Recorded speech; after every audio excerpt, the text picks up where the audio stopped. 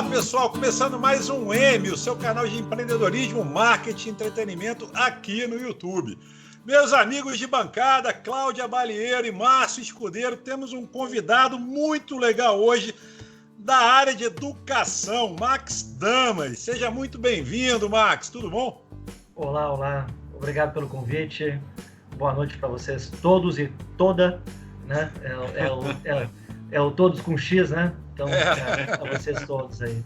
A diversidade nossa que é bacana. Obrigado pelo convite. Seja bem-vindo. Seja bem-vindo, Márcio. Márcio e Cláudia. Bom, antes da gente começarmos essa entrevista legal, vou apresentar o nosso convidado e a gente vai para aquele momento rápido, nosso momento inicial do YouTube. O Max é engenheiro de computação, mestre em engenharia de sistemas, doutor em engenharia de produção, autor, palestrante, especialista em educação, tecnologia e inovação, professor universitário, avaliador do MEC INEP e pró-reitor acadêmico na Unicarioca, Centro Universitário Unicarioca. Então, assim, pessoal, o sarrafo está lá em cima, vamos rapidamente para aquele momento YouTube para começarmos a entrevista de hoje. Por favor. Ladies first, mantendo a tradição. É com você, Claudinha. Eu vou fazer um momento YouTube, então. Momento YouTube ele empurrou para você. Você viu que ele foi teu amigo agora. Não combinamos nada, para variar. Não combinamos, somos assim. É verdade. Então eu quero ser rápida, direta, pedir para se inscreverem no nosso canal. Isso. Ativar a notificação para vocês receberem sempre que a gente postar, que agora a gente posta às 8 horas em ponto. Tem vídeo novo de segunda a sexta. E se inscrevam e curtam, comentem, que a gente sempre está aqui, como eu falei no último programa, vocês escutam a gente e a gente escuta vocês, então é importante que vocês comentem.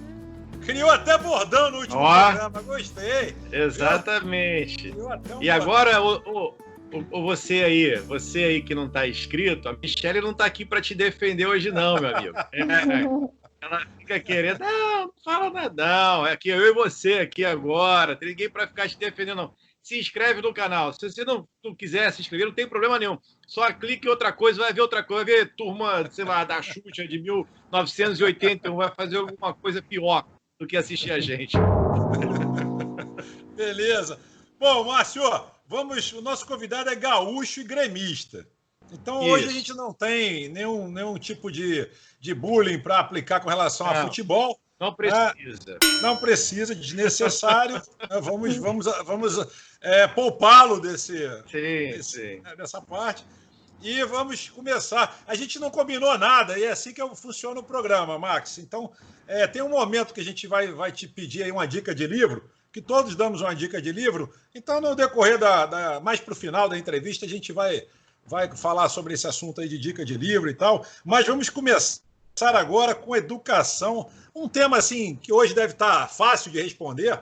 Eu não vou te dar aquela pergunta casca de banana logo de cara, não, porque isso em todas as técnicas de entrevista não se faz assim com o entrevistado, tem que ir devagar. Devagarinho, né? Devagarinho, para lá na frente a gente joga uma pergunta bomba. Mas assim, não dá para não falar nisso, né? Que educação e a pandemia. Como é que você tem visto aí essas mudanças, né, de paradigmas? Pessoal, a migração acelerada para o digital. Você acha que pós-pandemia teremos ainda salas de aula? E eu espero que sim, porque eu sou fã da aula presencial, nada contra o online, até acho também muito bacana, mas eu sou muito fã da presencial. Você acha que teremos ainda isso ou será um resquício de tiozões, ou pelo menos no meu caso, tiozão, né, já de grisalho e tal? Será que isso vai ficar muito para trás? Enfim, seja bem-vindo e aguardo muito essa resposta. É a pergunta de ouro, né? E a resposta de ouro. Porque é muito difícil a gente tentar acertar um alvo que a gente não sabe onde estará, né? Então é um alvo que está muito, muito móvel, né? A gente vive um momento, não só pela pandemia, mas é um momento que vem da revolução digital dos anos 80, 70, tem alguns autores que chamam até agora de revolução pós-digital, uma era pós-digital, né, em que você tem um mundo altamente volátil e incerto. Acaba que a pandemia ela acelerou, ou ela descortinou algumas questões que já estavam, todo mundo estava já olhando meio assim por trás da cortina, e do nada surge a pandemia em que ela vem e acelera pela pandemia em si e pelas ferramentas, pelas tecnologias digitais. Então, você entra numa curva de exponencialização, não apenas da curva exponencial, que a gente fala aí da Covid, né, mas a exponencialização como processo de inovação. Então, a gente fica... Quando você falou aí de crença e paradigma, né, nós, humanos, nós temos muita dificuldade em quebrarmos crenças e quebrarmos paradigmas. É um viés do comportamento humano de achar que está tudo sob controle, quando, na verdade, nós não temos controle de absolutamente nada, né? E aí a pandemia ela vem mostrar o quê? Que nós somos cercados por incertezas, por dúvidas, e o caos está sempre presente e acelerado. Aí a educação é um elemento em que envolve o relacionamento de muitas pessoas, né? Então, assim, você tem relacionamento aluno para aluno, alunos para alunos, aluno para professor, então, aluno com instituição de ensino com professor, então, são inúmeros atores que existem se relacionando. E cada um deles com diferentes crenças e diferentes paradigmas, né? Diferentes formas de ver o mundo, né? E aí, nesse momento, a educação, o que se espera é que vai chegar um meio do caminho. Talvez aí vai ser meio budista, mas vai se chegar numa posição de meio do caminho em que vai se ter o presencial com o que se fala agora de online, né? Mas, na verdade, não é bem online, é o remoto. Então, é meio que uma quebra de tempo e espaço, né? Você pode, a princípio, você pode assistir uma aula de um professor sem precisar se deslocar. E o professor pode dar a aula com roupa para baixo com pijama e para cima com uma camisa polo ou com uma camisa. Ele não tem mais essa questão de tempo e espaço, que é um facilitador, mas também é um complicador, porque a troca presencial, e ainda não existem ferramentas digitais que permitem com que essa troca, e a educação surge muito da troca, ela seja mais efetiva. Então, e creio que vai levar um tempo ainda para as ferramentas digitais se apropriarem dessa troca que existe das interações entre seres humanos, entre nós. Existe no marketing, vocês são aí da área de marketing, existe já, isso que já iniciou já há alguns anos, né? E ainda não é precisa ainda a informação que se dá no comércio, no marketing, no mercado. Então, a educação ela ainda é muito incipiente para provocar essa relação entre todos os indivíduos, uma relação que seja engajadora, enriquecedora. Max, mas eu penso também, até me corrija se eu estiver errado, tem a relação também de cursos que precisam de uma prática, né? Como a medicina, por exemplo, ou até setores que não têm ensino superior, mas que precisam de uma prática, como uma costureira, carpinteiro, mecânico. Então, acho que não dá totalmente para a gente ser 100% online, né?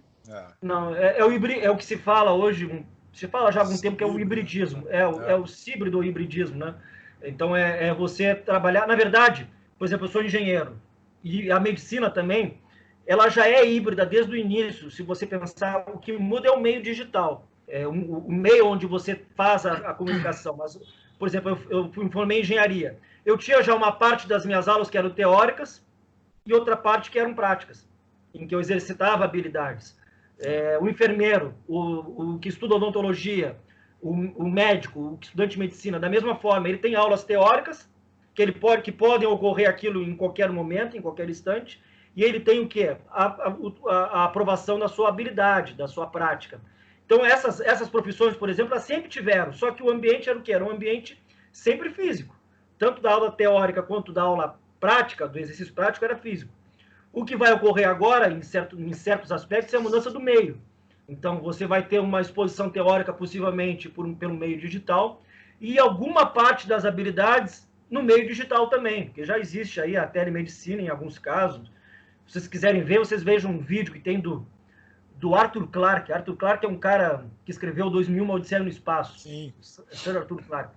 Tem um vídeo dele, no final da década de 60, e ele dizendo que o seguinte, que no futuro, olha só, em 69, acho que no futuro, um médico da Escócia será capaz de fazer uma cirurgia num paciente na Nova Zelândia. Imagina isso já ocorre. Imagina um cara há 50 anos imaginar isso. Há 50 anos atrás o cara imaginar isso. Que nós vamos ter dispositivos que será ele chamava de telefone de pulso, Não era celular, era um telefone de pulso, em que você vai poder se conectar por esse telefone de pulso a bibliotecas gigantescas, a livros, você vai poder estar conectado no mundo ou desconectado no mundo. Ele fala isso 50 anos atrás. Então, assim, imagine que não existia internet. Imagina que existia, no máximo, ali eram satélites. Né? E ele já imaginava essa possibilidade. Então, assim, serão quebras, mas certamente não tem como nós agora precisarmos o seguinte, que vai se formar um médico sem ter a habilidade instrumental, cirúrgica, de observar uma parte, uma anatomia do corpo humano, mas vai ter um equilíbrio, existirá um equilíbrio. Mas é uma mudança também... Fala, Márcio, desculpe. Não, na verdade, era só para a gente pegar esse teu assunto e ampliar. O Sandro falou dessa mudança de comportamento, né? Ou de situação, na verdade, né? O cara vai estar dentro da sala ou vai estar fora da sala. Mas a situação gera uma mudança de comportamento. A gente estava falando num outro papo, e eu não lembro se foi exatamente esse termo que a gente usou, mas é que, por exemplo, aquele camarada que era chefe, né, ou tinha uma empresa e fazia a empresa toda de vidro para poder ver cada um dos seus funcionários, para saber exatamente... Famoso aquário. O aquário, famoso aquário. Para saber o que cada um estava fazendo. Esse cara agora deve estar desesperado, né? Porque as pessoas estão em casa e longe daquele olhar lá de gavião que ele tinha de águia. Né? Exatamente. Uma coisa que a educação vem passando, e aí é uma sensação que eu tenho, e eu escuto isso de muitas pessoas, é que a educação ela não foi acompanhando a tecnologia. E eu não estou falando no sentido das aulas à distância ou as aulas online. Eu estou falando no sentido global, né? De você evitar o uso da calculadora. Eu estou falando de educação no sentido amplo também. Não só na universidade, não só no meio acadêmico, né? Formal e informal. Então existia um preconceito muito grande com as tecnologias, né? Elas não eram aplicadas no dia a dia, não eram aplicadas na aula. Você acha que esse distanciamento e o uso mais constante das tecnologias vão desfazer essa distorção? Que eu acho que é uma coisa que tem que ser aplicada, tem que ser usada desde criança, porque esse é o futuro, né? Quer dizer, esse é o futuro, esse é o presente. É o presente, né? É o presente. Exatamente. Esse é o presente, é o futuro, aqueles tempos de verbo que a gente aprende o futuro do presente, né? Ele se faz agora, né? Ele é o exatamente, é verdade. Exato. Na verdade, para mim é uma força, independente da pandemia, é uma força que vem da própria geração. Né? Nós temos uma geração, dita geração de millennials, que nasceram nos anos 90, e ainda mais forte as gerações que iniciaram, que nasceram nos anos 2000. Eu tenho um filho de 10 anos. Ele não vai conseguir conviver numa sala de aula com um professor passando conteúdo, porque aquele conteúdo, lápis. Porque aquele conteúdo ele está disponível em qualquer lugar. Né? O conteúdo, você digita agora no Google aí sobre alguma informação, terá o conteúdo. O professor vai precisar entender que ele será um construtor de aprendizagem, ele será muito mais um mentor de construção de aprendizagem do que, de fato, o detentor do conteúdo. Então, é uma mudança de autoridade. Você começou falando do aquário. É uma mudança de autoridade, não existe mais aquela ideia da autoridade. O professor vai sempre ter que ter alguém que vai ter que dar a última opinião. E deve existir a presença do professor, porque senão também vira algo em que vira bagunça, né? Mas você vai precisar estar atento a todas as possibilidades. E a tecnologia vai, em algum momento, como o marketing já tem evoluído, personalizar. Então, assim, se você pensar aí fazer um contraponto da Revolução Industrial. A Revolução Industrial, se você estudou lá 1700 e pouco e ver a história, você tinha um sapateiro que fazia o sapato para o Márcio, e fazia o sapato para o Sandro, e fazia o sapato para a Cláudia. Não era um sapato massificado. Né? Então, era algo individual. Aí você vem a Revolução Industrial, século XIX, século XX, massifica todo mundo, não é isso? Todo mundo entra na mesma linha. Tem um caso famoso do carro do Ford. Né? Pô, todo mundo carro preto. Desde que seja preto. Mas chegou uns momentos em que os próprios consumidores queriam ter uma diferenciação. Poxa, eu tenho mais grana que ele, eu quero ter um carro que não seja preto. Mas aí é uma evolução da Revolução Industrial. Aí você chega agora, que alguns autores chamam como quarta Revolução Industrial, em que você não tem mais... A tecnologia evoluiu a tal ponto que você começa a ter o oposto. Você começa a ter o quê? Uma necessidade, novamente, de personalização e de individualização. E aí essas ferramentas, isso não é para agora, vai acontecer. Os professores vão se munir do quê? Disso, mais as suas experiências como professor, mais as experiências de cada aluno, e vão propor para cada indivíduo que está aprendendo uma forma diferente de aprender. É o sonho da educação. Assim como cada um deseja consumir algo diferente de todo mundo. Cada um, porque a gente que é professor, o Sandro deu aula, às vezes a gente trata toda a turma com uma coisa só, 40 alunos. E você sabe, no fundo, você sempre sabe que o quê? Que existem indivíduos ali e todos eles têm uma forma de aprender diferente. Mas você não consegue dar a atenção para cada forma de aprender de cada um daqueles indivíduos. Então, o pensar o digital ele é muito mais amplo, porque ele virá sempre como um meio, não como um fim. E os professores eles têm receio de serem substituídos. Na verdade, eles vão precisar, em algum momento, os professores serão aqueles que interagirão com indivíduos que estão aprendendo e também se relacionarão com quem? Com algoritmos. Eles dirão, olha, a melhor forma de aprender a regra de 3 para um indivíduo que tem um perfil tal é essa forma aqui. Então, você já deve ter entrevistado pessoas que estão falando sobre isso, que terá parte dos recursos humanos, pessoas que treinarão o quê? Robôs ou algoritmos, né? Para responderem. Aí imagina uma série de professores, usando da aula de comunicação social, né? Na parte de jornalismo, publicidade. Também, marketing. Marketing. Imagina vários professores dando a mesma aula de marketing estratégico. Vamos pegar um grupo grande, sei lá, um grupo como o Cogna. Imagina se você tivesse uma possibilidade de ver todos os professores que estão interagindo na disciplina de marketing estratégico com um conjunto de 50 alunos. Vamos supor que nesse momento agora tivesse 30 aulas de marketing estratégico do grupo Cogna acontecendo pelo Brasil inteiro. Quantas iterações de aprendizagem existem nesse meio? Só num dia. Imagina isso num semestre. Imagina isso rodando durante 4 anos. A possibilidade da riqueza de informação que existe daí. Então, será que não será possível você individualizar, você cada vez personalizar mais para um indivíduo como ele vai aprender? Então, aí são as ferramentas digitais junto com a inteligência artificial. E eu acho que eu estou falando demais, não sei se o Márcio... Não, tá ótimo. Até porque você me deu a deixa da pergunta casca de banana. Já está mais à vontade, já está mais relaxado. Joga várias cascas. Vou jogar um então agora, só porque aproveitando que você embalou. Então eu adoro quando embala, porque a gente pode mandar um assim, casca de banana. Sem citar nenhuma nenhuma instituição de ensino superior, nem nada, até porque não é o caso aqui, não é falar de nenhuma específica e tal, mas particularmente, e aí é o meu ponto de vista, eu acho que determinadas... Aí eu vou falar, por exemplo, de publicidade, tá? Para poder ficar mais na minha praia, na praia do Márcio também. A Cláudia, se eu não me engano, é mais da área de designer, né? Designer e tal. Então, vamos lá. A área de publicidade. Há muito pouco tempo atrás, e continua algumas instituições de ensino, publicidade e jornalismo, tá? Que são dois exemplos muito clássicos. Ensinando publicidade, por exemplo, os cases, a Parmalat dos bichinhos lá. O jornalismo é aquela visão de redação dos anos 90. Então, assim, é meio difícil, até porque também as referências bibliográficas são referências já ultrapassadas. Referências antigas. Nada contra os autores, pelo amor de Deus, eu estou falando isso. Eu leciono nada contra os autores. Tem excelentes autores, mas esses dias aí eu li um livro de 2016 de marketing que já tinha caducado. 2016, gente, são 4 anos. Né? Ah, mas é pouco tempo. Sei lá. Pouco para quem? Né? Na área, hoje em dia, sei lá, a gente está vivendo dia a dia, semana a semana, as coisas acontecem numa velocidade tão rápida. Eu li um livro, que eu não vou falar também o nome, que é para não queimar o livro, nem o autor, nem nada. Fala. Não, vou falar não. Joga a casca. Você está querendo jogar de volta a casca, né? Mas não, vou falar não. Daqui a pouco eu até posso falar, mas por enquanto eu vou deixar no suspense. Isso me preocupa, porque, no caso, o aluno sai da faculdade para o mercado de trabalho. Só que ele está preparado para o mercado de trabalho que a instituição preparou ele, ou seja, para aquele jornalismo que não existe mais, para aquela publicidade, gente.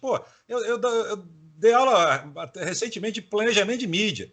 Planejamento de mídia hoje caiu por terra tudo. Tudo de planejamento de mídia pode jogar no lixo e refazer a aula. Antigamente a gente tinha aquelas coisas de deixar a aula pronta, aí só mudava o semestre, você mudava uma coisa ou outra na aula, assim, né? Dava aquele refinamento e tal. Mas hoje em dia não. O planejamento de mídia acabou. Aquela aula de 2, 3 anos atrás, esquece, amigo. Não dá mais para ficar falando daquele tipo de planejamento. Não que não exista, existe. Mas a procura... eu sou proprietário de uma agência já há 22 anos de comunicação e marketing. Há pouco tempo atrás, cerca de 5 anos, nós tínhamos uma demanda pelas mídias tradicionais, nas mídias, digamos assim, eletrônica, a mídia alternativa e a mídia impressa e a digital, que são os 4 tipos, né, que a gente, quando leciona, ensina. A mídia digital era 10% que representava na agência. Hoje, a mídia digital, em detrimento das outras 3%. Hoje é o contrário, 90%. Não, hoje é 100%. Mas até antes da pandemia, era 90%. E hoje é 100%. Ninguém mais procura para você fazer um spot em rádio, fazer um outdoor, fazer um mobiliário urbano, envelopamento de ônibus, sei lá o quê. Ninguém revista. É limitado, né? Poucas empresas que ainda têm grana para poder pagar grandes, multinacionais. Muito grandes, né? Agências grandes, e que é uma porcentagem pequena do mercado. O mercado é pequenininho. Então, assim, o que me preocupa, Max, a pergunta foi enorme, mas enfim. Agora eu falei demais. Mas assim, o que me preocupa é como é que você vê isso? O ensino ainda está também tentando se encaixar, e aí, volto a dizer, não estou falando de nenhuma instituição de ensino superior específica, estou falando em âmbito geral. Várias instituições muito conhecidas no Brasil cometem isso. Eu acho que é uma questão até de rever, né? Rever suas matrizes curriculares e tal, mas está demorando um pouco, né? E nessa demora, a gente viu que várias empresas que demoraram aí, por exemplo, a Netflix. Aí eu tenho aqui um post bem legal que fala sobre isso. Netflix não acabou com a Blockbuster. As cobranças de multa por atraso que acabou. O Uber não atrapalhou os taxistas, foi o mau serviço e as tarifas. E aí por aí vai. Fala da Amazon, da Trivago, da Apple. Será que o pessoal do ensino superior não está papando mosca um pouquinho, não? Ou a galera que realmente demorou para se tocar, que a coisa mudou muito rápido e tem que agora chegar junto? A coisa, de fato, mudou muito rápido, mas o Brasil tem na educação, no ensino superior, um sistema muito regulado. É verdade. Regulado. Então, o que vai resolver isso é o próprio mercado. O mercado vai dizer cada vez mais, vai dizer quem é a melhor instituição para aquela determinada demanda. A partir dessa pandemia, possivelmente o MEC vai começar a desregulamentar boa parte dos seus processos. Então, as instituições de ensino, possivelmente elas começarão a ser mais autorreguladas ou contratar agências creditadoras da educação. Então, isso já vai ser uma forma de aperfeiçoamento. Porque só sobreviverão aquelas em que estiver atendendo mais próximo, e nunca estará próximo, porque o mercado sempre vai estar distante. A questão é que ele ficou muito, muito distante. Então, essa distância ficou muito grande. Por inúmeras questões. Se você pegar as empresas de ensino superior, boa parte delas, até uns anos atrás, eram empresas familiares no Brasil. Verdade, Então, assim, empresas que passavam de geração para geração. Então, tem inúmeros casos. E isso reduz muito a possibilidade de ver a instituição de ensino como uma empresa, né? Se vê ainda... Tem estudiosos que falam que o Brasil tem uma influência maior disso porque teve uma influência jesuíta grande. Então, aquela coisa de achar que educação não pode rentabilizar e monetizar. Então, tem essas histórias no Brasil. É verdade. Tem essas coisas no Brasil. Mas, em parte, existe também uma regulação muito forte. E até adiantando um pouco, assim, eu gosto de um autor, eu vou citar um outro depois mais à frente, o Nassim Taleb. É um escritor que tem um livro chamado Antifragilidade e o Cisne Negro. E a antifragilidade mostra isso. O que vem mostrar isso? Que as instituições de ensino superior do Brasil são extremamente, ou se demonstraram muito frágeis. Muito frágeis por quê? Porque chegou um evento inesperado em que ela não soube achar soluções, as instituições não souberam achar soluções de pronto. Claro que o intervalo agora é muito pequeno, a gente está 4 meses numa pandemia.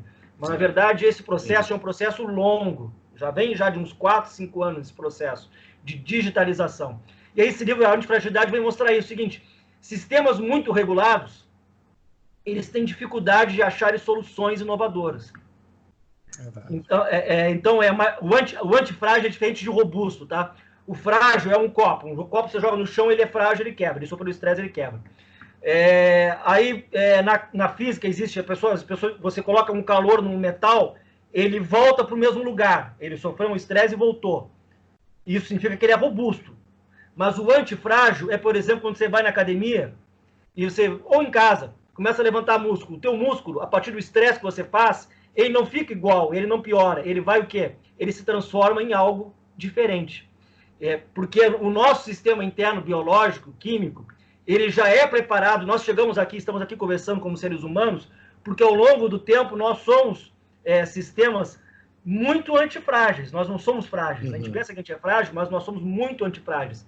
Mas quanto mais nós tentamos proteger algo, mais frágil aquele algo fica. Quanto mais tá? Então, existe essa matemática, legal nesse livro da Cintaleb, antifragilidade, antifrágil. Quanto mais a gente tenta proteger algo, mais aquela coisa é frágil, mais ele vai ficando frágil.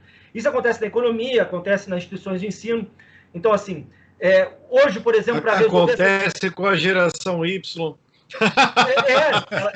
Uma coisa que a gente fala isso. Essa geração, ela é uma geração muito frágil, que ela sente muito qualquer mudança, qualquer impacto. Você quer protegê-la, protegê-la, você nunca vai dar exatamente.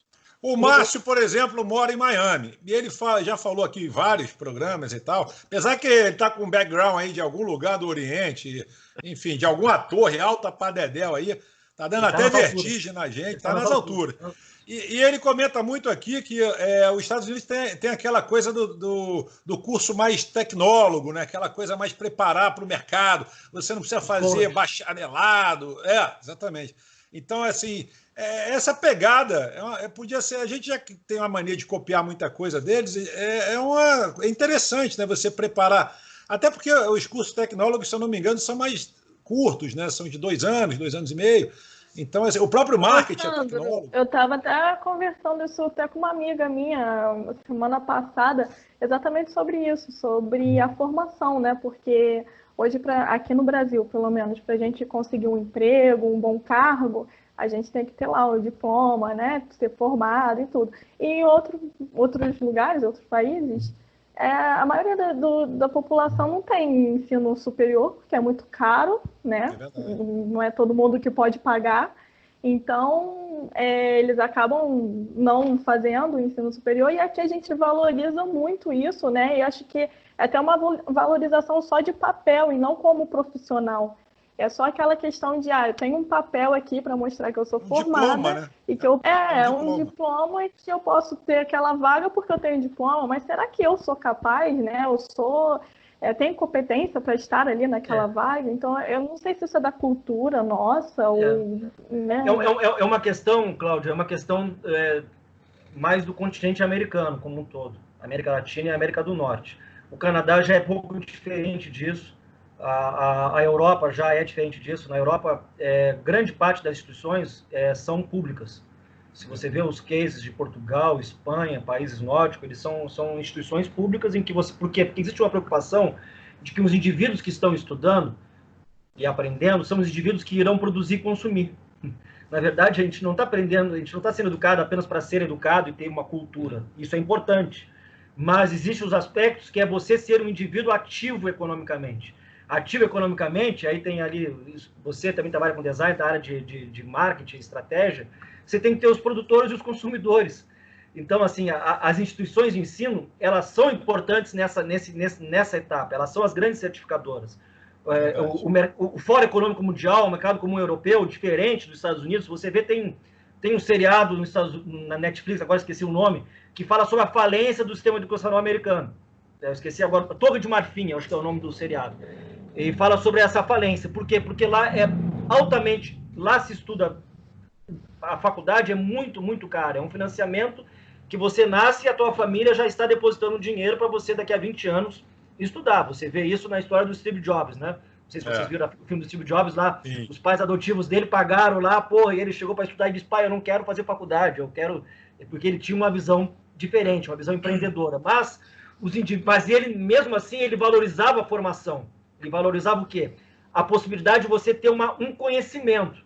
Porque existe, por mais que a gente elabore que as universidades, as instituições de ensino estão defasadas, elas estão, ainda são as grandes certificadoras de conhecimento. Existe uma crença na sociedade ainda que o quê? Que você precisa, esse movimento mesmo do carimbo, do certificado. O que vai acontecer aos poucos é o quê? De você poder, como aluno, a Cláudia como aluno, eu como aluno, podemos o quê? Escolher de ver diferentes formações, de diferentes certificadoras. E ao final nós temos um currículo que seja também único nosso. E não um currículo da instituição de ensino, mas um currículo que seja da Cláudia, ou do Márcio, ou do Sandro, ou o meu. Mas essa etapa também existem indivíduos que querem o quê? Eles entram numa instituição de ensino e querem já um currículo pronto, porque acreditam que aquele currículo vai entregar ele para o mercado. Então você precisa também exercer uma outra etapa, que é uma etapa de quê? De autonomia do aprendiz, de preparação do professor para identificar o caminho daquele aprendiz e das ferramentas digitais. E aí você vai poder ter múltiplas certificações, múltiplos currículos, múltiplas habilidades que vão fazer você ser um profissional ou, a grosso modo, um grande produtor e consumidor na cadeia econômica. Foi para isso que surgiram as universidades, em geral. Não as mais antigas, do século XIV, XV, mas as universidades de 1800 e pouco, 1860, 70, surgiram na Europa o seguinte: precisamos criar indivíduos que o quê? Que sejam economicamente ativos e produzam na cadeia econômica. Foi para essa objetivação de criar o quê? As escolas massificadas. Precisamos de indivíduos que consumam e que produzam. E aí, se você pegar, eu estou falando um pouquinho demais, pega só o exemplo de como era você vê os desenhos, os filmes de uma indústria. As pessoas vestindo um uniforme, tocando uma campainha. Tempos modernos. E as escolas são assim ainda. São assim. Mas por quê? Porque adestravam nós, seres humanos. Você entrava numa escola, ficava 18 anos, o quê? Mesma roupa, tratando com os mesmos indivíduos. Você não tinha interdisciplinaridade, você aprendia uma coisinha e não sabia por que tinha uma relação com outra. Tem alguém lá exercendo autoridade forte, te punindo quando tem que te punir. Aí você fica 18 anos adestrado em cima daquilo para o quê? Para entrar numa indústria, que você vai repetir por mais 30, 40 anos. E tem gente que não sai desse ciclo. Tem gente que fica tão apegado a isso, tão apegado a essa coisa, que fica estudando a vida inteira e nunca coloca nada em prática. Tem muita gente assim, que tem medo de enfrentar o mercado. Sabe que uma vez eu estava em Nova York, peguei um Uber para ir para o aeroporto, eu tinha que voltar para outro lugar, enfim. E estava engarrafado, eu levei 1h30. E era um indiano que estava dirigindo o carro. E, cara, indiano falando inglês não é bullying não, tá, gente? Mas é que é difícil de entender pra caramba. Os caras falam esquisito demais. Mas, enfim, 1h30 falando com aquele inglês sensacional.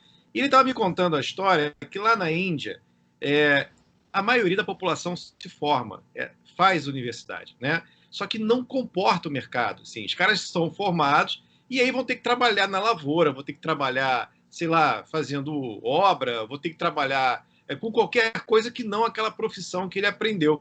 Então, eu acho que esse ciclo que você está falando é uma coisa muito importante para todo mundo entender, porque, de fato, é toda uma cadeia que tem que mudar. Não é só a universidade, né? A gente, no Brasil, eu trabalho com tecnologia, tenho uma empresa de tecnologia, e eu sei da dificuldade da gente achar profissionais capacitados para lidar com esse serviço. E gente formada, o cara está formado, mas não consegue exercer a profissão ainda, justamente porque a formação é muito quadrada. E acho que a gente precisa evoluir, e esse gap que a gente está falando, né, do mercado de trabalho com a educação, se ele não mudar nos próximos 5 anos, o Brasil vai ficar mais atrasado do que já está, porque lá fora isso já está mudando. Ô, Márcio, deixa eu botar uma cereja nesse bolo aí, que também eu acredito que essa ascensão de vários players aí no mercado, nesse mercado de educação, com relação a e-learning, e aí você tem várias empresas que apareceram tanto para o B2B quanto para o B2C, atendendo a demanda, e ainda mais hoje em dia no online, né? E vários players surgiram, e surgiram players fortes, hein, que consolidaram, de fato, alguns sumiram, mas vários consolidaram. Então, assim, eles estão literalmente, como diria meu filho, bombando. Né? Você vê, eles não têm uma chancela tão forte quanto a chancela de uma instituição de ensino superior, mas eles têm uma coisa fantástica que é o buzz marketing, né? Que é o marketing boca a boca, que é aquela coisa da pessoa fazer o curso e achar incrível, porque ele vai exatamente no que o cliente quer, no que o consumidor quer.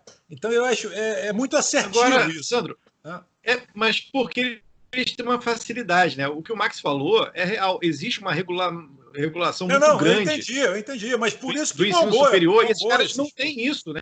Não tem. Esses caras não têm essa galera urubuzando ali em cima. E aí, não sei se me permite, e o Max é avaliador do MEC, então ele sabe muito bem o que ele está falando. Eu queria fazer uma pergunta nesse sentido. Existe uma mobilização, quer dizer, as instituições estão se unindo nesse sentido, porque eu estou falando por mim, tá? Eu tenho a sensação que essa galera, ela quer o contrário, ela quer manter ali a tradição e quer manter ali aquela coisa meio que mamãe ganso, sabe, com os filhotinhos aqui embaixo do braço, quando, na verdade, a gente deveria fazer essa revolução aí que a gente está falando.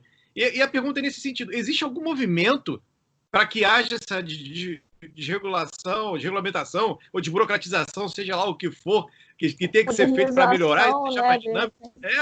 Porque isso que o Sandro está falando é muito importante e é real. Existe. E está bombando, porque essas empresas estão bombando aí, que estão específicos, né? Eles estão exatamente onde o consumidor quer. Eu quero aprender marketing digital. Eu quero aprender tráfego. Eu quero aprender comportamento do consumidor. De um jeito mais dinâmico, mais delicado. Eu ia até mostrar um desenho para vocês de um... Deixa eu ver se eu tenho aqui, para vocês terem uma ideia. Mas essa questão da desregulação, as instituições estão trabalhando em relação a isso. Vou te mostrar, não sei se vai dar para ver. Isso aqui é um xerox. Aqui assim, você entra sempre nessa linha aqui, foi mais ou menos que eu falei. Aqui, ó. Você tem aqui, ó, Content Guidance Assessment and Certification, tudo no mesmo lugar. Sim. Aqui nesse lugar, o indivíduo entra, ele vai diverso, ele procura inúmeros caminhos para poder a certificação dele. Assim, até chegar a isso vai ser mais difícil, porque a sociedade precisa acreditar também que aqueles diversos certificadores são válidos. Quem vai dizer isso é o mercado. Mas existe um movimento grande das instituições de ensino, por um lado, querendo desregulamentar, mas, por exemplo, vou dar uma situação. Só uma portaria do MEC há um mês e pouco atrás, dizendo que as instituições de ensino poderiam usar da sua autonomia para implementar da melhor forma as metodologias usando os meios remotos e digitais. Eles disseram isso, tá? Implementem, tenham cuidado com as habilidades, com os conselhos profissionais e implementem. Aí, uma parte das instituições de ensino ficou desesperada, dizendo o seguinte: eu quero que me diga como fazer, eu quero que me diga. Puxa, mas estava o outro lado dizendo estava 1 minuto antes dizendo que queria liberdade. Aí quando você diz, pensem, mas, entendeu? Então, mas sempre terá alguém, aí ele falou aqui, o Sandro falou, terão os grandes players que já estão atentos. Estão atentos na mudança de mentalidade. Então você vê, por exemplo, a Fundação Paulo Lemann. Ela não começou há uns anos atrás já a incorporar escolas de crianças? Verdade. Não sei se vocês acompanharam isso. Ela já tem metodologias de ensino espalhadas. O grupo que era Croton agora é Cogna. Quantas escolas comprou há pouco tempo atrás? Porque eles já estão preparando a mentalidade desses jovens. Então, assim, quem é que vai sobreviver? Vai. As pequenas vão morrer. Ou as pequenas, não as pequenas... Aí as pequenas não as pequenas em quantidade de números, mas as pequenas de mentalidade. Sem dúvida. As pequenas, as com mentalidade pequenas não sobreviverão, não irão à frente. Da mesma forma que as empresas, então não é só a educação, da mesma forma que vocês falam aqui de publicidade, da mesma forma que as empresas de publicidade de mentalidade pequena, que querem ainda rodar um parque gráfico e fazer... não vai existir isso. Eu gosto de acompanhar um cara que pensa diferente, o Walter Longo. É um publicitário, né? Ele tem umas sacadas assim da publicidade, ele vai acompanhando as questões da educação, aí você vê, o cara, ele tá vendo coisas que estão acontecendo, e ele viu toda essa mudança do meio publicitário, do meio de marketing. Ele já fala sobre cultura digital. Há quanto tempo já esse cara fala? Eu não sou da área, mas ele fala já... Bastante tempo. Há muito tempo ele fala. E quantas empresas, agências de publicidade estão morrendo? Muitas. Tem aqui a Cláudia. A Cláudia é de design. Design é uma área que está se reinventando pela mentalidade do design. Porque o design, então um monte de gente vendo agora o design como uma ferramenta importantíssima. Aí você fala de design thinking, de jornada, de empatia, tudo é o quê? Mas tudo é o design. Sim, é verdade. Porque ele vai dar, você procura agora o que tem se procurado, e possivelmente o Márcio trabalha com tecnologia, profissionais de UX. Né? Assim, é o que se procurando por quê? E você não acha. Tem muito mercado para isso. Mercado pra caramba, por quê? Mas por quê? Eu pensando nisso, por quê? Porque existe uma coisa chamada diversidade e personalização. Então, cada vez mais se dá interesse, por quê? Pela experiência. Então, eu estou falando aqui de experiência, a experiência do aluno, a experiência do seu cliente. Eles querem uma experiência que seja única, uma história que seja única. Então, o UX, ele vem para o quê? Para construir um mapa da empatia lá, vai construir a jornada, né? Vai tentar botar dentro de uma interface, sendo gráfico ou não, que seja mais o quê? Acessível àquele indivíduo único. Ele não quer mais ser tratado como uma massa. Da mesma forma, os alunos e essa geração que está chegando, está aí, está agora aqui, já é presente, ela também não quer mais ser tratada de forma massificada, ela quer ser tratada de forma individualizada. E os grandes players vão enxergar isso muito bem. Não é à toa que o Udemy agora, Udemy, você está falando de plataforma. Sim. E o Udemy está fazendo propaganda, acho que na Fox, não sei, esses dias eu vi, acho que na Fox e na TNT, uma propaganda de 1 minuto da Udemy. Então, é à toa que a Udemy está fazendo propaganda? Não. Porque ela está sabendo que existe o quê? Uma parte das instituições de ensino, ou escolas, ou superior, que seja, que não estão preenchendo inúmeras lacunas. Verdade. E essas inúmeras lacunas vêm lá o quê? Uma autoridade em UX, ou sei lá, uma ferramenta específica do UX, vem de um curso a R$50 ou a R$150, para o quê? Para 500 pessoas. Verdade. E o curioso, aí é só para brincar um pouco, o senso de autoridade e importância é interessante, que das 500 pessoas que compram, acho que só 10% fazem um curso até o final. É um comportamento humano. 90% não, ele só compra, ele só clicou o botão. Mas ele não tem o quê? Aí é uma outra característica, a proatividade. Nós precisamos cada vez mais de indivíduos proativos. E as instituições de ensino precisam criar o quê? A proatividade. Então, são habilidades que, aí o Márcio colocou, porra, os caras aprendem ferramenta, quer aprender Python, que é uma ferramenta de programação, vai aprender. Está lá disponível um tutorial gigantesco. Mas como ele trabalhar em equipe, como ele trabalhar no espírito colaborativo, como ele se comunicar, ele não aprende isso em qualquer lugar. Essas habilidades, as instituições de desenvolvimento humano, né? No caso. E é isso que vai nos diferenciar, Cláudia. É isso que vai nos diferenciar com os seres humanos. Nós seremos relevantes como espécie humana se nós cultivarmos características humanas. Se nós quisermos imitar... eu era programador nos anos 90. Eu tinha que escrever um código gigantesco para aparecer um botão. Agora é uma palavrinha aparece o botão. Então, assim, o programador, aquela questão da lógica de programação, é importante agora? Mas é mais importante ele ter o senso de trabalhar em equipe, senso de visão sistêmica. A gente fala muito disso aqui, Max. O soft skill ninguém ensina. Esse cara não aprende isso em lugar nenhum. Isso é muito ruim, porque ele sai completamente despreparado. Às vezes ele tem conhecimento. São tantas coisas que a gente fala aqui super interessantes, né? E assim, o legal é que é tudo verdade. Então, às vezes, tem um cara muito profissional, muito preparado, mas o cara não tem menor jeito de lidar com as coisas do dia a dia. Márcio, a gente fala muito que as pessoas, os profissionais são contratados pelos hard skills e são demitidos pelos soft skills. Pela falta de soft skills. Pela falta de soft skills, exatamente. Mas aí o curioso é uma cadeia muito complexo. E a pessoa que está avaliando aquele soft skill daquele indivíduo também, às vezes, não tem um soft skill para perceber. Exatamente. Então, para desenvolver, né? Para desenvolver isso. Então, assim, é uma coisa complexa. A gente está falando muito de complexo no mundo hoje em dia, complexo. Aí eu fui tentar achar a origem da palavra complexo. Não sei se você sabe, assim, aí me chamou a atenção. Complexidade tem a ver com tecer, costurar em conjunto. Imagina que você tem uma roupa, você tem uma blusa, e uma pessoa só fazendo aquela blusa é uma coisa, mas imagina colocar 10 mãos costurando aquela blusa. É algo complexo, é isso que é um complexo. É você ter para uma situação inúmeras frentes, inúmeras visões, perspectivas para resolver um problema. Então a complexidade vem disso. Então você vê aí, culpa a instituição de ensino, tá? Mas quem é que... Aí o aluno não teve a soft skill, mas ele aprendeu um pouco de soft skill. Aí ele vai para uma empresa. O líder dele, ou o chefe dele, às vezes não é o líder, é o chefe dele. O chefe dele não tem mínima habilidade de desenvolvê-lo. Ou paciência, ou tempo. E ele não sabe o que é liderança, ele não sabe o que é atividade, ele não sabe o que é autonomia, ele não sabe o que é se liberar do comando e controle. Né? O que vocês falaram agora aí, pô, O chefe que estava acostumado a ver tiquezinho o dia inteiro na tabelinha, na planilhazinha, como é que ele está fazendo isso agora remotamente? Você não tem habilidade de se comunicar com a sua equipe, de engajar as pessoas, de criar propósitos, ele vai fazer como essas pessoas se mexerem? Como é que ele vai controlar? Ele está desesperado. Ele não vai conseguir fazer a entrega. Então, os problemas eles são muito mais amplos do que o digital. O digital, ele acelera, ele faz aquela que se chama disrupção, né?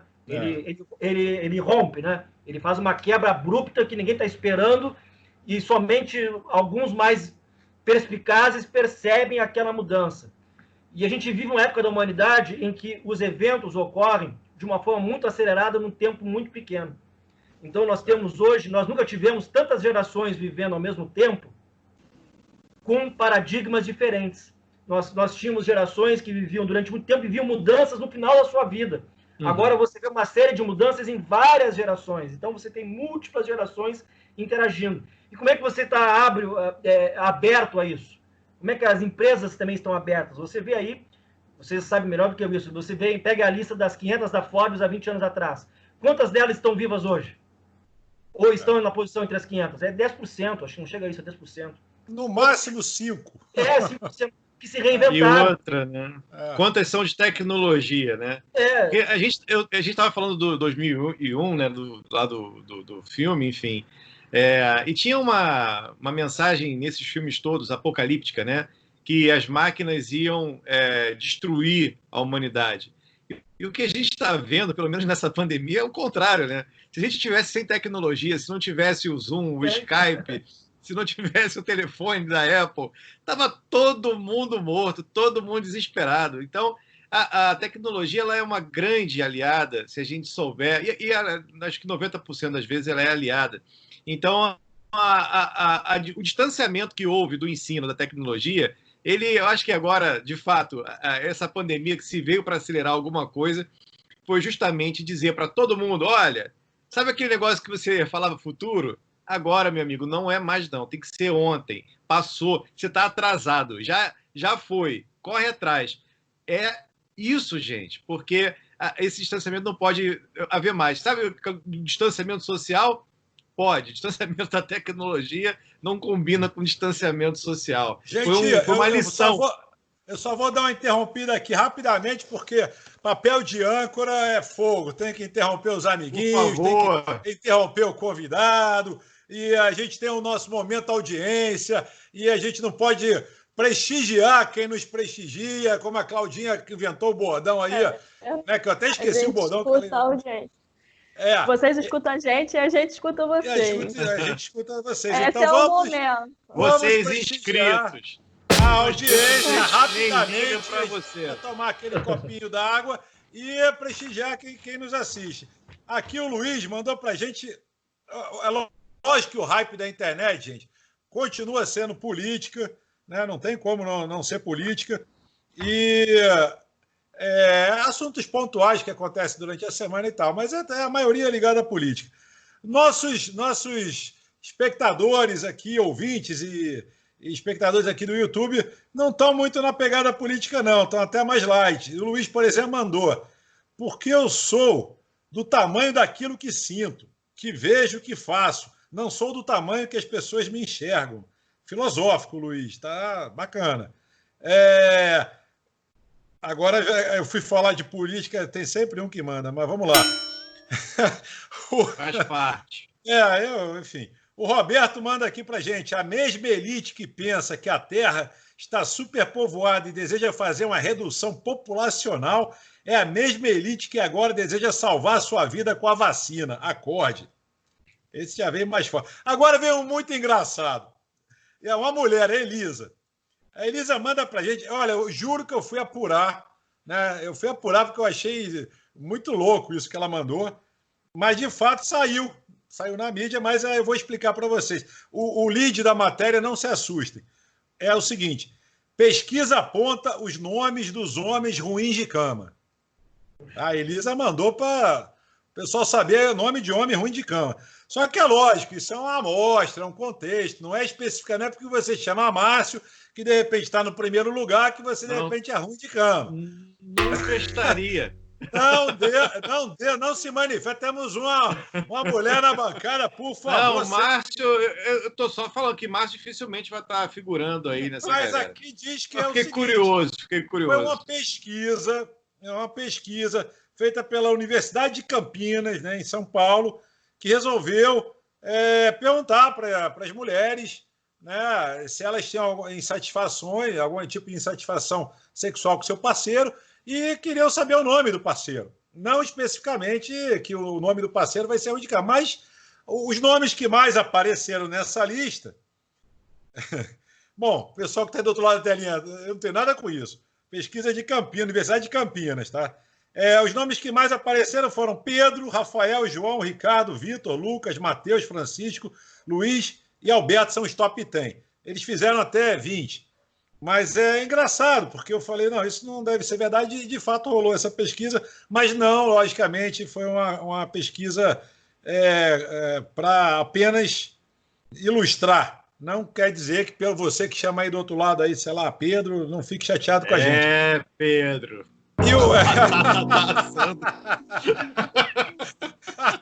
E para fechar aqui, porque tem muita gente mandando muita coisa, e eu não quero também esticar muito, mas isso aqui é legal. O Alessandro mandou para a gente o seguinte, fonte BGE. Coronavírus foi responsável pela falência de 522.000,7 empresas paralisadas durante a pandemia. Essas empresas, elas, de fato, entre 1,3 milhão estavam com atividades paralisadas na primeira quinzena de junho. Então, assim, é o estrago, né, que a pandemia vem causando, infelizmente, e a gente, como a gente já falou aqui em outras entrevistas, em outros episódios, a gente brinca o tempo todo com isso, mas é uma brincadeira, enfim, que é para tentar mitigar isso aí, que a pandemia está parecendo um seriado da Netflix, né? Cada vez que você acha que acabou, eles lançam uma nova temporada. E aí vai lançar uma nova temporada. Sobre isso, saiu uma outra pesquisa, que agora eu não recordo de onde foi, mas é de uma instituição, dizendo que, por conta dessa paralisação toda, né, que 12 mil pessoas por dia estão morrendo de fome, né, da miséria. Então é outro dado importantíssimo da gente, enfim, isso tem que ter uma solução, tem que ter uma solução rápida. Gente, vamos para o nosso momento de livro, dica de livro. Dica de livro. Posso te interromper? Só um minutinho, que eu fiquei com uma dúvida aqui. Sim. O João Pedro tem peso 2? Quer dizer, o cara que se chama João Pedro, tinha um João lá, tinha um Pedro. Aí a pergunta. Só para saber se você está querendo zoar algum amigo. Porque, pô, não me bota nesse rolo, não. Não me bota nesse rolo, não. Se o cara é João Pedro, ele. Pô, coitado, rapaz. Bom, vamos voltar para cá. Dica de livro. Cláudia Balieiro, Ladies First. Bom, um livro pode ser uma série? Pode. Você quer mudar o protocolo? Olha, eu tenho uma série muito interessante, que é a história da Puma e da Adidas, que eu vi é tipo um documentário bem legal, nessa época que ela foi criada e tudo, e mostra, né, a história desde aquela época, como que começou, e meio que a rivalidade entre elas, a criação da marca também. É muito interessante essa série, vale a pena assistir. Puma versus Adidas. Legal. Muito legal. Aliás, isso me lembrou até uma dica que você já falou da história da Nike, né, no outro dia. Aí. Também é um livro fantástico, muito bacana. Márcio Escudeiro, temos dica? Temos dica. Morgan Witzel. Olha, não é o nosso... governador do estado, o nome é Gerenciando o Sucesso, Driblando a Incompetência e o Fracasso para se tornar um líder melhor. E esse livro é interessante porque eu gosto muito de biografia e ele te ensina, quer dizer, não é te ensina, te inspira, né, através de sucessos e fracassos de pessoas. A mensagem é bacana, Sandro, que ele fala o seguinte... que as pessoas aprendem mais né, na dificuldade, com o fracasso, né? Só que aprender com o fracasso dos outros é bem mais tranquilo do que com os seus próprios. Então vale muito a pena ler esse livro. E é mais muito inteligente, legal, tem muitas histórias, né, boas. E é mais inteligente. Com certeza. Porra, bem sem mais dúvida nenhuma. Aprender com um dos outros do que com os seus. Nosso convidado, Max Damas, é a sua vez agora de dica de livro. Pô, difícil de indicar um livro, né? Eu adoro livro. Adoro livros. Talvez eu indicaria aqui um autor que eu falei num livro dele, Antifragilidade, mas é o Nassim Taleb, um livro chamado A Lógica do Cisne Negro. Sim. É um livro de 2008, 2007, 2008. O Nassim Taleb não sei se vocês já tiveram contato com ele, ele é citado por quase de 9 em 10 empreendedores aí do Vale do Silício, é citado no Nassim Taleb como um grande provocador, né? Porque ele é um provocador, ele é um cara da área de finanças, doutorado na Wharton School, na área de finanças, mas ele acabou indo para a linha da filosofia junto com finanças, com estatística, com psicologia comportamental, com economia comportamental, como a gente decide as coisas, e fala sobre tudo isso. A questão de decisão, a complexidade, a aleatoriedade.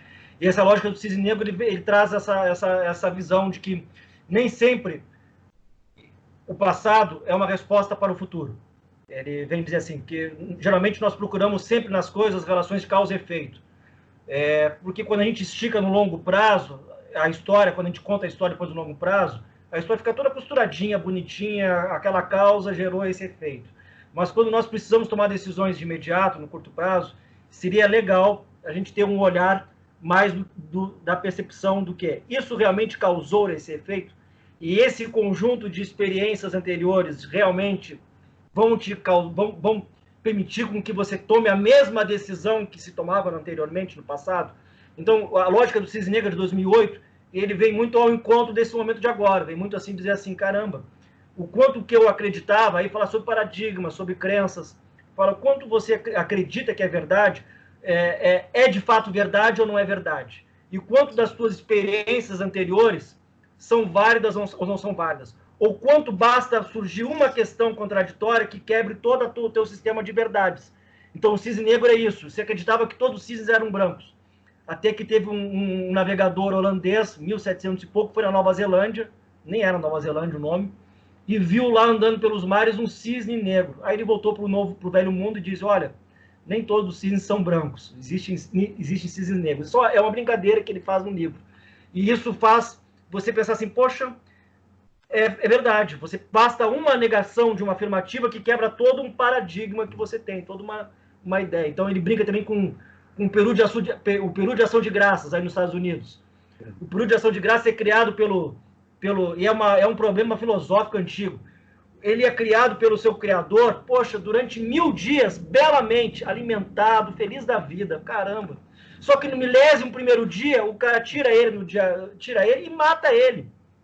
O que levou o conjunto de experiências anteriores dele levavam ele a tomar essa conclusão que um dia ele morreria dessa forma? Não. Mas um belo dia, isso aconteceu. Um evento totalmente improvável, com um grande alcance, o cisne negro. Então se fala, por exemplo, que a pandemia seria uma espécie de cisne negro. Ou seja, um evento com uma alta taxa de improbabilidade, de não probabilidade, em que basta ele ocorrer que gera uma série de eventos em cadeia, e eventos totalmente inesperados. Então, existem eventos disruptivos que têm essa possibilidade, essa grandeza. E as ferramentas digitais, a tecnologia digital, quando ela vem, ela acelera ainda mais isso. Então, os eventos, eles se tornam... Então, é um livro que desculpa, falei demais, mas é um livro que eu indico para abrir a cabeça, assim, A Lógica do Cisne Negro, da Nassim Taleb. Legal. O meu, bom, eu já indiquei esse aqui que eu vou indicar agora, mas é que eu sou fanzaço de carteirinha, então eu vou repetir uma indicação. É sempre bom, né, você repetir quando você gosta muito do livro, que é o Previsivelmente Irracional, do Dan Ariely. É sensacional, ele é um jaelense, foi professor lá da Universidade de Jerusalém, hoje em dia do MIT, é pesquisador, palestrante, professor do MIT, enfim, é um cara, teve uma história de vida, assim, uma tragédia no início, teve boa parte do corpo queimado, e ele começou a desenvolver percepções, né, já que com essa tragédia, percepções que ele não tinha. né? E aí ele começou a ter umas sacações fantásticas. Eu não vou dar spoiler do livro, não, porque o livro é muito bom. Mas para quem é da área de publicidade, para quem é da área de marketing, para quem é da área de comunicação, é leitura obrigatória, que é um negócio assim sensacional. Esse livro é um dos meus livros de cabeceira, que eu vou recomendar sempre. É um livro que é atemporal. Ele é todo baseado em estudos, que ele, inclusive, faz com vários colegas. É um livro muito bom, não tem nada de achismo, é tudo científico. É um livro sensacional. Economia comportamental, Bart com Taleb, eles fazem parte de um grupo que trata sobre isso. Tem um cara chamado Daniel Kahneman. Daniel Kahneman é um psicólogo que há uns 15 anos atrás ganhou o Prêmio Nobel de Economia. Sim. Porque ele foi estudar como é que era o comportamento do indivíduo na hora de fazer escolhas, né? Então, é o que Dona Ariely acaba falando nesse livro também. Como é que é feita a escolha? Você acha que é totalmente racional, mas você é previsivelmente irracional. Então, é uma economia comportamental, vem na psicologia com a economia e vem a quebrar um monte de crença que a gente tem aí. Verdade, eu acho um livraço, então fica a minha dica aí. Gente, olha só, Ih, rapaz, estouramos o tempo, eu nem percebi. O papo, quando é bom, é assim, gente. É gostinho de quero mais. Foi sensacional. Não, e tem que deixar esse gostinho de quero mais para a gente poder chamar o Max mais vezes. Porque se a gente estressar o nosso convidado aqui hoje e sugar tudo, o programa fica cansativo, vai durar 2 horas, 3 horas de papo. Não, e acho que ele tem que voltar mesmo. Lógico, já fica o convite para voltar, Max. Já está oficialmente para voltar. Foi maravilhoso. Para todo mundo. Coloquem na agenda de vocês, faça o convite aí. Logicamente, será convidado muito em breve. Estamos, graças a Deus, com a agenda cheia, mas vamos abrir a agenda dos próximos meses e com certeza você está no nosso target de novo. Fazemos questão da sua presença. E, gente, considerações finais. Então, eu vou pedir para a minha bancada, porque a minha bancada, principalmente esse homem que mora aí nos Estados Unidos, que está não sei aonde, com esse background aí, que a gente nunca sabe onde é que está, para vocês não palestrarem, serem sucintos, e vamos deixar o nosso convidado fechar esse programaço de hoje, né, com as considerações finais dele. Então, por favor, respeitando aqui, Ladies First, Cláudia Balieiro, suas considerações finais. O programa é incrível, sempre, né?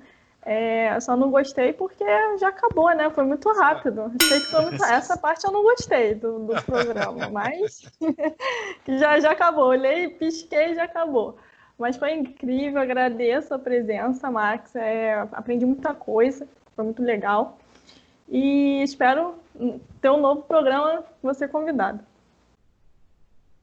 Boa! Meu amigo Márcio Escudeiro, você que nesse momento geralmente é um cara simples, é um cara sucinto, é um cara que começa bem tranquilo. A gente sabe que você agora nem gosta pouco de falar, né, de palestrar. Vamos à reta final. Sandro, tenho certeza. Eu vou falar pouco hoje. Eu vou falar pouco, mas eu vou dizer por que eu vou falar pouco. Eu tenho certeza que todo mundo ficou amarradão como eu nesse programa. Todo mundo. Programa é sensacional. Quer dizer, foi...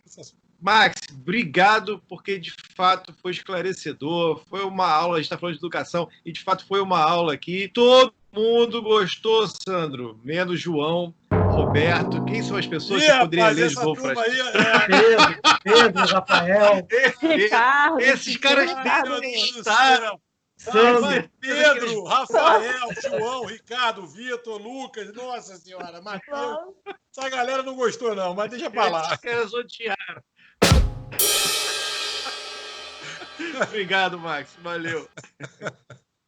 Bom, eu vou agradecer também, em nome da minha bancada, já agradeceu, mas em nome de toda a equipe do M, pessoal que também não aparece aqui no vídeo, mas que dá um suporte pra gente. É sempre legal a gente ter um convidado muito bacana, simpático, uma pessoa que nos atendeu com todo o tempo do mundo, né? Hoje atrasamos o início da gravação. Eu atrasei. Nossa. Então, pô, da empadinha, cara. Empadinha me causa... Então é muito bacana, Max, essa sua disponibilidade, esse seu bom humor, né? Até com esses percalços que acontecem. Né? Todo mundo é passível desses percalços. E, pô, e muito bacana a sua aula, a sua simpatia, pô, isso é raro, viu? Isso não é fácil hoje em dia, não. E a gente tem dado sorte, porque nossos convidados também, o sarrafo cada vez está lá em cima, e os nossos convidados estão cada vez mais nos surpreendendo e mais bacanas com a gente aqui no momento, com o nosso público. Esse carinho é muito bacana, essa troca é muito bacana. Muito obrigado mesmo, de coração. Eu que tenho a agradecer a vocês, a possibilidade de aprender com vocês também. Aprendi muito. A gente aprende, sempre que a gente compartilha e troca, a gente aprende, né? Então, foi um aprendizado, certamente, pelo menos para nós 4 aqui, não sei quem mais vai assistir, mas pelo menos para nós 4, se nós 4 já estamos felizes que a gente aprendeu alguma coisa um com o outro, então isso já valeu muito a pena, né?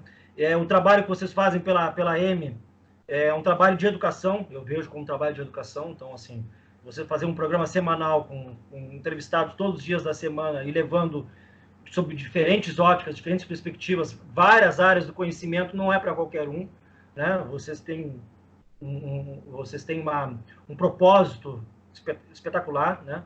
E vocês veem certamente oportunidades de crescerem cada vez que vocês têm uma conversa, de aprender, de evoluir, de trocarem.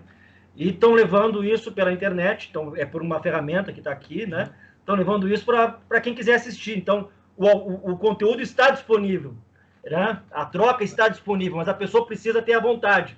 Então, até para finalizar, uma coisa assim, a pessoa precisa ter vontade de colocar o pé dentro da água. Tem uma passagem do Moisés, eu não sou religioso, mas eu gosto dessas coisas de história. Quando Moisés vai entrar na verdade, os hebreus, né, estão fugindo do Egito, vão entrar no Mar Vermelho, né?